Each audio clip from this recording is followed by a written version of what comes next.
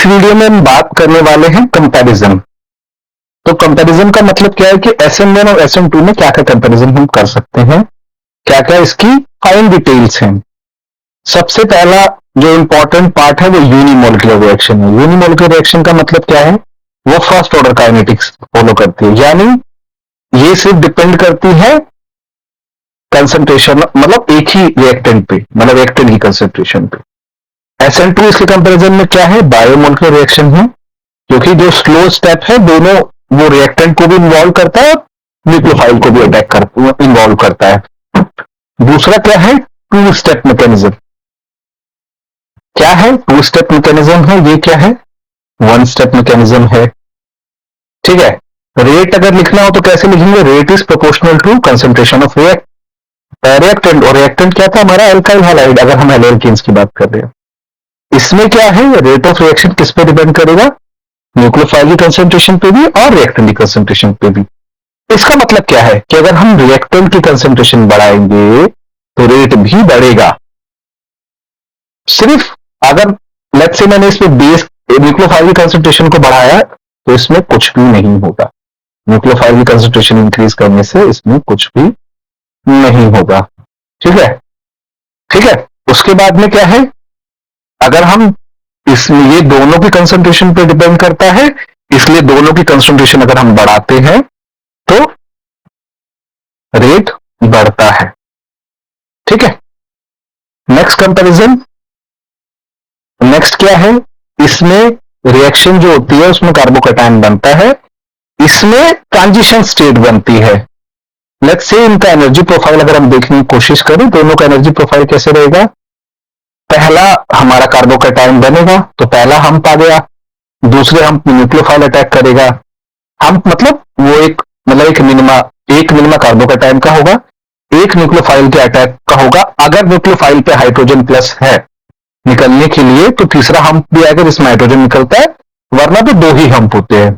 लेकिन जब हम SM2 की बात करते हैं तो बस एक हम्प बनता है। ठीक है, there is no minima. Minima जो होंगे, वैसे तो मिनिमा यहां पे होना चाहिए था रिएक्टेंट और उसका, लेकिन रिएक्टेंट और प्रोडक्ट के बीच में सिर्फ एक ट्रांजिशन स्टेट होगी। रिएक्टिविटी किस पे डिपेंड करेगी, स्टेबिलिटी ऑफ कार्बोकैटायन पे। ये किस पे डिपेंड करेगी, स्टेबिलिटी ऑफ ट्रांजिशन स्टेट पे। रिएक्टिविटी ऑर्डर क्या होगा, 3 डिग्री ज्यादा, 2 डिग्री उससे कम, 1 डिग्री सबसे कम, CH3X सबसे कम। इसमें रिवर्स हो जाएगा। ठीक है, नेक्स्ट स्टीरियोकेमिस्ट्री क्या है इसकी। स्टीरियोकेमिस्ट्री में रिटेंशन भी होता है, इन्वर्जन भी होता है, but it is not an stereo specific reaction. ठीक है, स्टीरियो स्पेसिफिक रिएक्शंस नहीं है ये, क्योंकि इसमें रेक्सिमाइजेशन होता है। क्या होता है, रेक्सिमाइजेशन। SN2 क्या है, इसमें वॉल्डन इन्वर्जन होता है, इसलिए इसको स्टीरियो स्पेसिफिक रिएक्शंस कहते हैं। स्टीरियो स्पेसिफिक रिएक्शंस के बारे में मैं एक वीडियो में बता चुका हूं कि स्टीरियो स्पेसिफिक रिएक्शंस में हमारे रिएक्टेंट की कॉन्फ़िगरेशन डिसाइड करती है कि प्रोडक्ट क्या बनेगा।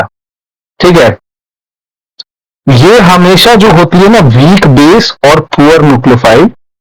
ठीक है ना, या तो वीक बेस हो पुअर, या फिर पुअर न्यूक्लियोफाइल हो। वीक बेस का मतलब क्या है, ब्रोमीन की अगर तुम बात करो और क्लोराइड की अगर तुम बात करो तो ये जो है ना, ये बहुत स्ट्रॉन्ग न्यूक्लियोफाइल, मतलब ये बहुत इजीली नहीं जाते। ठीक है ना, लेकिन SN2 रिएक्शन जो होती है वो स्ट्रॉन्ग न्यूक्लियोफाइल्स की कंसिस्टेंसी में जाती है। प्रोटिक सॉल्वेंट के बारे में मैंने बताया था कि क्योंकि प्रोटिक सॉल्वेंट जो होते हैं वो कार्बोकैटायन को स्टेबलाइज करते हैं, इसलिए रेट बढ़ता है। इसके केसेस में प्रोटिक सॉल्वेंट जो होते हैं वो नहीं करते हैं, लेकिन DMF और DMSO जो होते हैं इस रिएक्शन के रेट को इनहेंस करते हैं। तो मेरे हिसाब से ये चीज मैंने क्लियर कर दी है। ठीक है, और SN1 SN2 वाला पार्ट भी हम क्लियर कर चुके हैं। नेक्स्ट टॉपिक हम देखेंगे कि कौन से हम बनाने वाले हैं। तो देखते रहिए हमारा चैनल और लाइक और सब्सक्राइब करिए। मैं वीडियोस को शॉर्ट रखता हूं ताकि बंदा सामने वाला एकदम, मतलब बहुत ज्यादा टाइम ना उसका वेस्ट हो।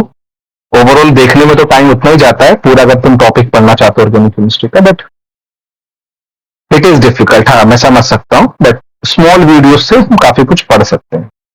तो thank you for watching our videos, और लाइक करिए, सब्सक्राइब करिए हमारे चैनल।